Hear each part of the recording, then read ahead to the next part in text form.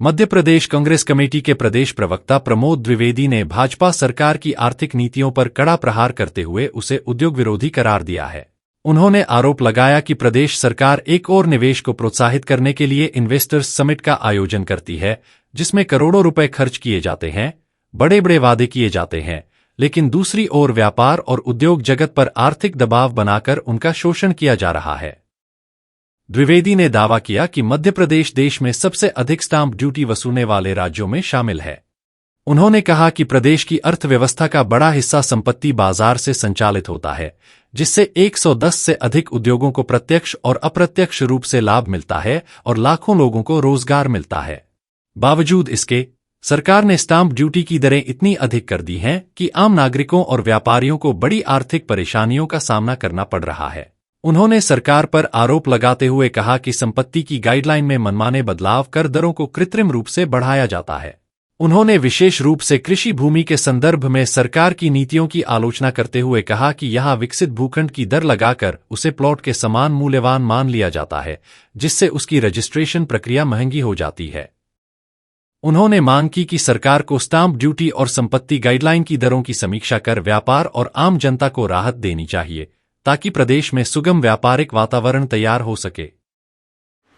संपत्ति का बाजार एक ऐसा बाजार है जिससे 110 प्रकार के उद्योग धंधे संचालित होते हैं। सीमेंट उद्योग, रेती उद्योग, सैनिटरी उद्योग, लोहा उद्योग, ऐसे 110 प्रकार के उद्योग धंधे संचालित होते हैं।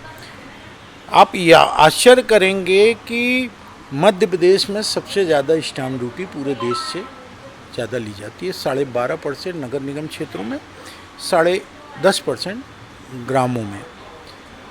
आश्चर्य तो यह है कि जब एक कॉलोनाइजर एक कॉलोनी विकसित करने के लिए जो कच्ची ज़मीन खरीदता है, उस पर भी विकसित भूखंड के हिसाब की गणना लगा दी जाती है।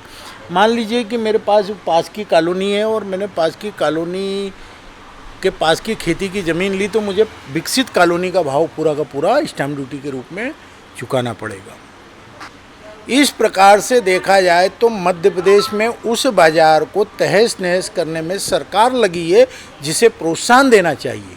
तो मेरा सीधे सीधे स्पष्ट आरोप है कि जहां धरातल पर वास्तव में प्रोत्साहन देना चाहिए, मध्य प्रदेश की सरकार उस तरफ शोषण भरी नज़रों से देख करके उसे लूट रही है। एक अनुमति लेने के लिए रेड क्रॉस सोसाइटी का पिछले दरवाजे से भी दान देना पड़ता है। और अगर आपको इसका अवलोकन करना है तो मैं जल्दी बड़ा खुलासा करूंगा कि इंदौर में जितने दान दिए गए हैं रेड क्रॉस सोसाइटी में, 1-2 दिन पहले कॉलोनाइजर को कोई ना कोई अनुमति मिली है।